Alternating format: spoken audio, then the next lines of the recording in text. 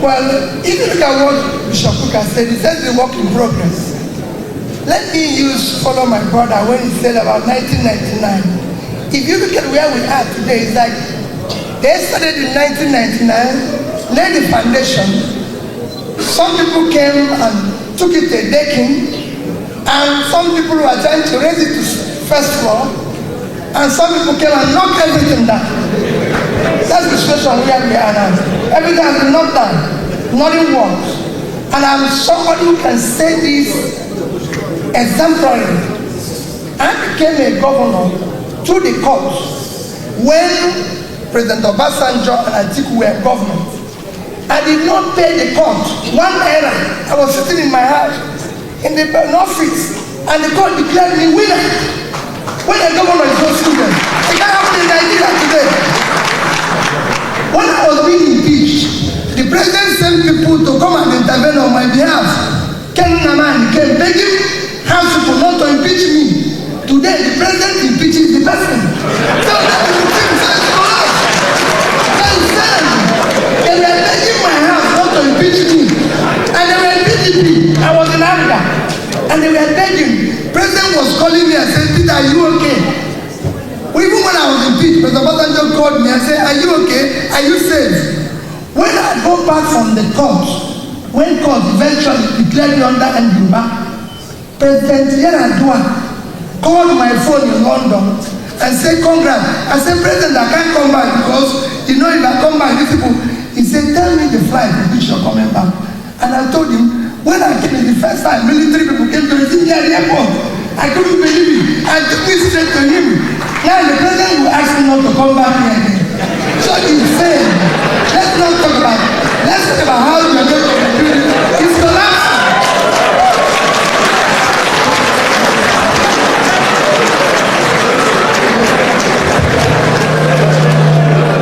I'm glad that the last respondent said yes and no.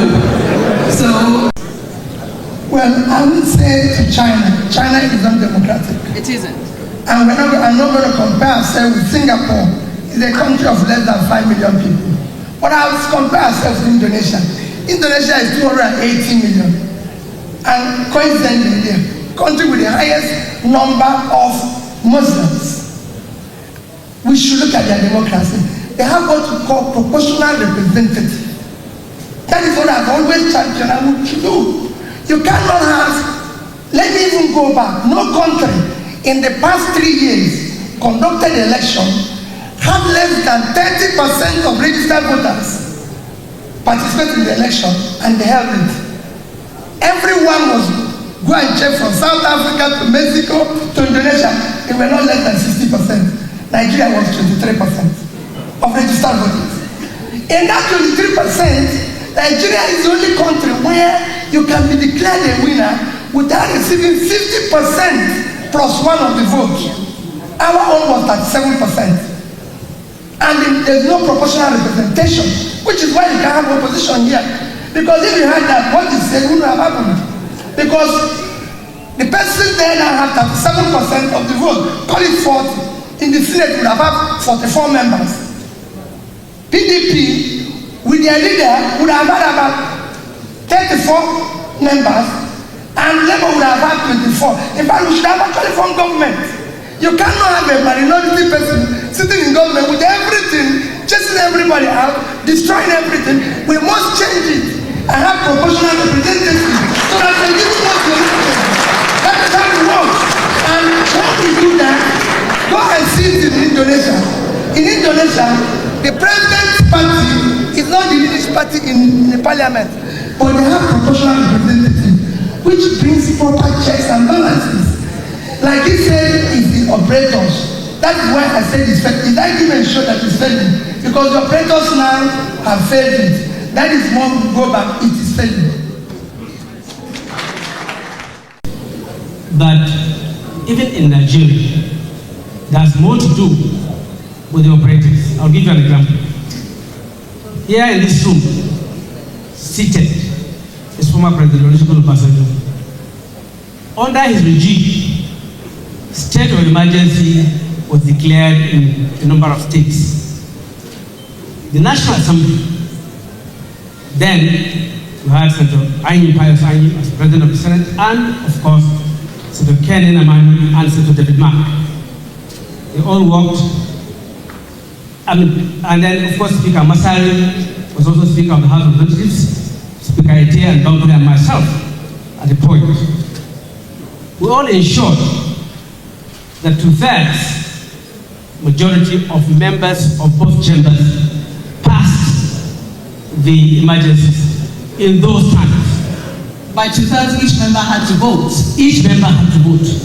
And you know that Parliament is guided by the Constitution, by its rules, and by precedents.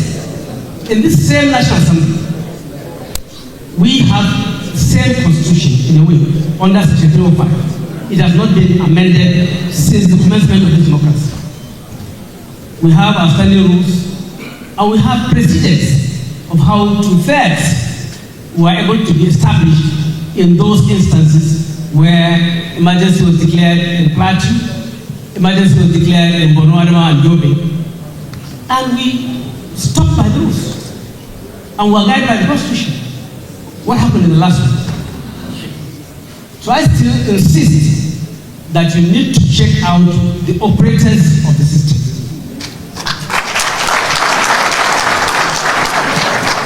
I have asked that question because Bishop Kuka, when he was speaking, made reference. How will you balance it? Yeah, I think we are looking at democracy within the context of Africa, not just Nigeria. And I listened to the speaker very well. He talked about the challenges, but I will go even further. I don't know whether many of us were aware of the meeting last week in Qatar between the president of Rwanda and the president of the Democratic Republic of Congo over the war that was going on there. But what I found very striking is how the two leaders will even meet. Because a few days before that meeting, the president of Rwanda granted an interview. And in that interview, he was very brutal on the president of the Republic of Congo. He gave an anecdote that there was this report that he read somewhere that an Italian man, who lived in Belgium, said that when he was in Belgium, that the current president of Democratic Republic of Congo, Felix, was a driver for him, a delivery driver. He was selling pizza. That's according to President Kagame. So he said, the Italian man said, when I heard that Felix became the president of Congo, I laughed. Felix couldn't deliver pizza. And I mean, it's the president of President Kagame telling this story that you have a president in the Republic of Congo, a man who was so incompetent in his early life that he couldn't deliver pizza. That's the kind of president you have. The Republic of Congo has started deciding. I don't think that story is true, but that's beside the point. The point really is that there are challenges for every country when it comes to management of politics. What the lesson for us is democracy is about serving the public good. It's not about it. That's why I agree to an extent with what His Excellency said. It's a work in progress. But I also agree with what His Excellency Kidobi said, because there are also challenges that we can see within our own environment. But we have to look at both sides, the challenges as well as the prospects, and the role we can play to make this democracy better. That's what I will say. Democracy must serve the public good. I listened to Bishop Kuka when he was talking about Indonesia, in Singapore. People easily have talked about Rwanda, for instance, as a model in Africa, because at least people believe that the system is working for the majority of the people. I've never been to Rwanda, but I hear a lot of good things about Rwanda. But there are also people who believe that Rwanda is not the model. So that tells you about the way people reason about this democracy. Yeah, it's working for the ordinary people. But the elite are also complaining that there are issues of human rights, there are issues of justice. So at the end of the day, there is no perfect democracy anywhere in the world. But what is essential is that government, by any means, must serve the public good. I think, for me, that is the message we should all take from here.